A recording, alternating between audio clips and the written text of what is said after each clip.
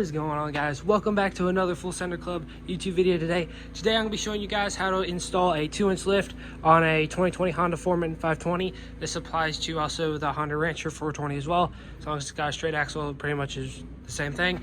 So without further ado, let's jump into it. We're going to start with the rear. And so on the rear, we just have these two mounting brackets here. So we're going to pull this apart and I'm going to show you guys how to install the lift on the rear, and then we'll do the front. Guys, so first thing you want to do is you want to take your 10mm socket and you're going to want to pull this bolt off that holds the rear brake line on, because with this lift it'll be stretching out the brake line, so we don't want it to break anything when we take this sucker off.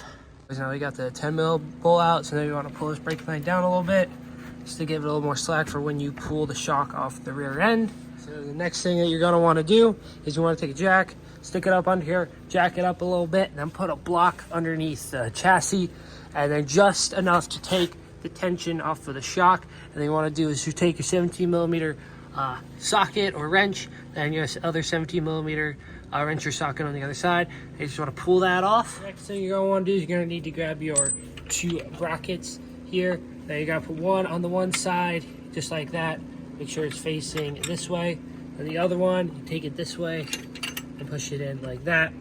Then you take a bolt, and then you take that and shove the bolt through there, just loosely lining them all up, just like so. And then you just got to put a nut and a washer on the other end, and then jack this up, shove a bolt and put a nut and a washer on the other end, and then the rear is done. Just like that, we got the rear shock lifted up and mounted up. So what I did was I got washer on both sides, tightened them up. So got it just looking like this. You did it right. And your rear end's lifted 2 inches.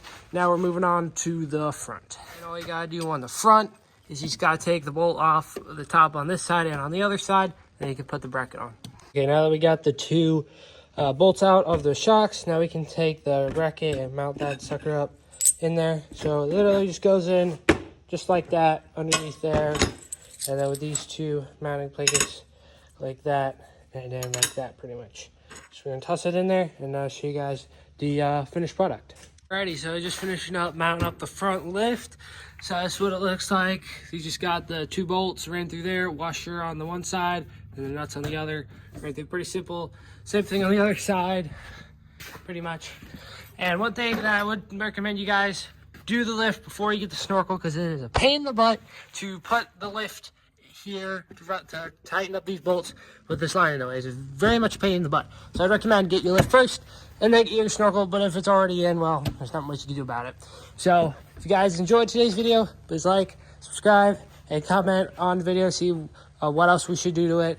I'm thinking about getting 28-inch chassis and a 15% gear reduction eventually for this thing, but right now I've got really busy on my RC business of selling stuff. So in the meantime, I'll catch you guys on the next video.